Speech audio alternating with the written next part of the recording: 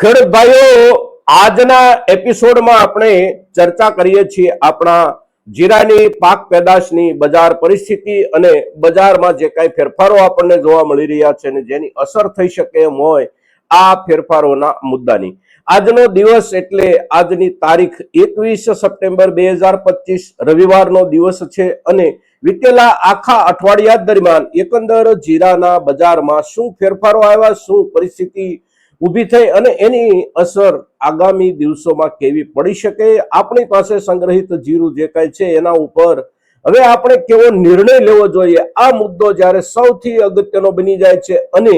બજારમાં એક આપણી કોઈની પણ બહુ અપેક્ષા ન હોય એવો જે ફેરફાર આવી રહ્યો છે, આ ફેરફાર ખૂબ અગત્યનો છે અને તેથી આપણી પાસેના સંગ્રહિત જીરા પર આપણે ખેડૂત તરીકે થોડું નવેસરથી વિચારી શકીએ એવું અત્યારે બજારના ચિત્ર પરથી દેખાઈ રહ્યું છે. તો આ મુદ્દાની આપણી આજની ચર્ચામાં આપ સૌ દર્શક મિત્રો અવશ્ય બન્યા રહેજો. નમસ્કાર ખેડૂત મિત્રો, જય કિસાન જય ભારત. ખેડૂત ભાઈઓ, જીરાના બજાર ભાવને આપણે જોઈએ તો વીતેલું આખું અઠવાડિયું એવા રૂપમાં ગયું છે કે બજારમાં આપણને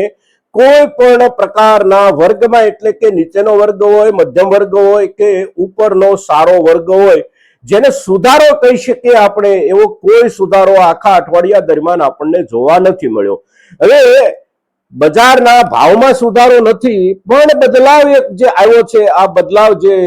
આવ્યો છે એ અગત્યનો બદલાવ છે અને આ બદલાવની અસર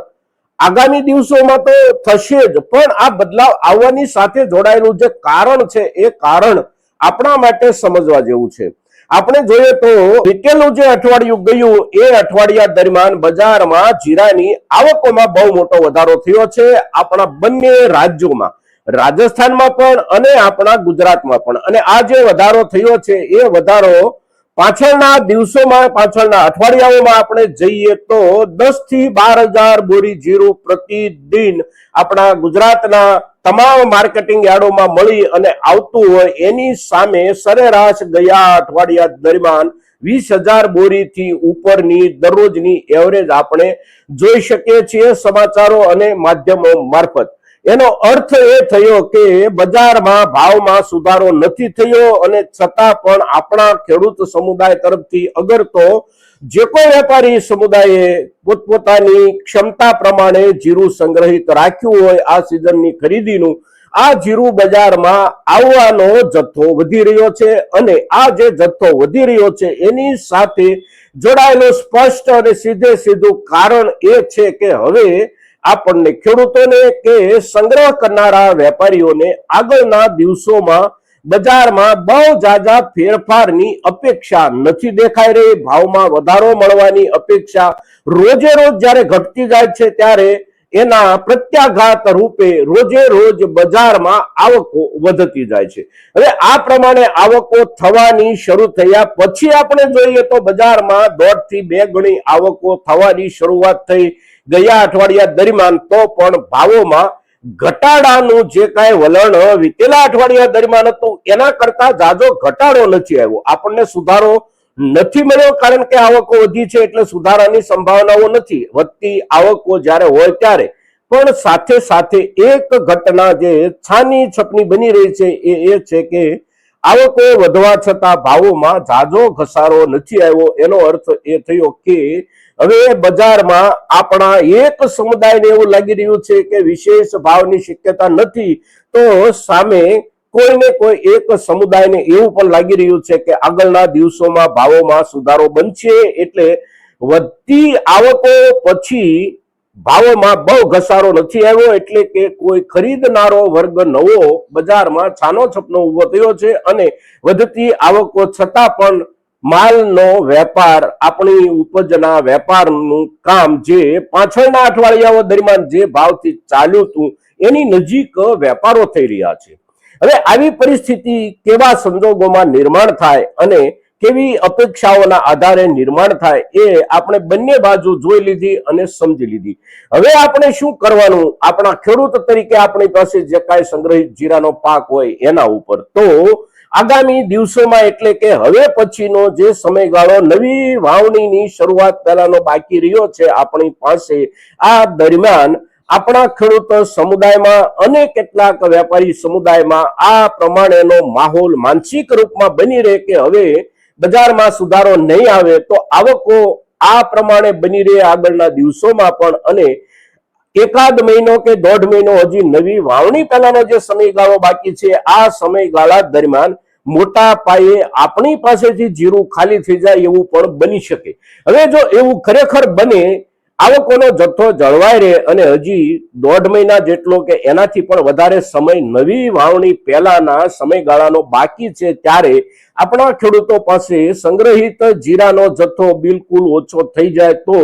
વાવણીના આંકડાઓ આ વર્ષમાં બહુ નીચા રહેવાની સંભાવનાઓ છે, કારણ કે ભાવની તકલીફ મોટી છે અને મોટા ભાગના આપણા જીરું પકવતા ખેડૂતો આ વર્ષમાં થાક્યા છે ભાવને લઈને. એટલે વાવેતરમાં ઘટાડો અવશ્ય આવશે. એટલે વાવેતરમાં આવનારા ઘટાડાના આંકડાઓના આધારે બજારમાં થોડો સુધારો બને, સાથે સાથે આપણી પાસે ખેડૂતો પાસે સંગ્રહિત જીરાનો પાક લગભગ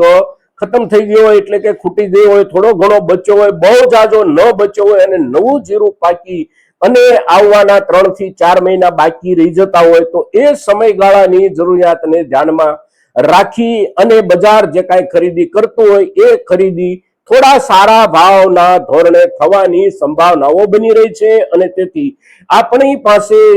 જે કોઈ ખેડૂતો પાસે સંગ્રહિત રૂપમાં જીરું છે, ક્વોલિટીના હિસાબથી સારું છે, હજી આગળના સમયમાં પણ એમાં કોઈ પણ પ્રકારનો બગાડ બેસવાની સંભાવના નથી. આવા પ્રકારનો આપણી પાસે ઉપજનો સંગ્રહ છે અને ઉપરાંત મહિનો દોઢ મહિનો કે 2 મહિના આગળના દિવસોમાં આપણે ન વેચીએ તો પણ આપણી આર્થિક જરૂરિયાત બીજા કોઈ રૂપમાં સચવાઈ જઈ શકે તેમ હોય તો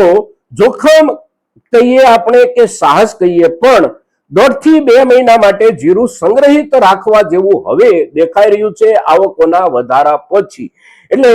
1.5 થી 2 મહિના કદાચ આપણે સંગ્રહિત રાખીએ તો બજારમાં બહુ કોઈ ઘટાડાની સંભાવના નથી બનતી, કારણ કે તળિયાના ભાવે અત્યારે માલ વેચાઈ રહ્યો છે, એટલે આનાથી નીચે જવાની સંભાવનાઓ લગભગ નથી હોતી. પણ સંભાવનાઓ સારો સુધારો મળવાની બની રહી છે જો આપણી પાસેથી મોટા ભાગનો માલ આવનારા 1.5 થી 2 મહિના દરમિયાન વેચાઈ જાય અને સામે નવા વાવેતરના આંકડાઓ ખૂબ મોટા પ્રમાણમાં ઘટીને આવે. તો આ બંને મુદ્દાઓને ધ્યાનમાં રાખી અને આપણે વિચારીએ, આપણી પાસે સંગ્રહિત જીરું જે કાંઈ હોય એના ઉપર અત્યારના દિવસોમાં આપણે નિર્ણય કરતા પહેલા આ મુદ્દાઓને ધ્યાનમાં રાખી અને આપણો નિર્ણય કરીએ. મિત્રો, આજના દિવસે જીરાના પાકની બજાર પરિસ્થિતિ, આવકોમાં આવેલો બદલાવ, આવકોના બદલાવ પછી ભાવમાં કોઈ નાના મોટા કે નોંધપાત્ર ફેરફાર નહીં થયાના સમાચાર, આ બધા મુદ્દાઓને ધ્યાનમાં રાખી અને જ્યારે આપણે ચર્ચા કરીએ છીએ ત્યારે આપણા મહત્તમ ખેડૂતો સુધી આ ચર્ચા પહોંચે એને માટે આપ સૌના પ્રયાસોની અપેક્ષા સાથે જય કિસાન, જય ભારત.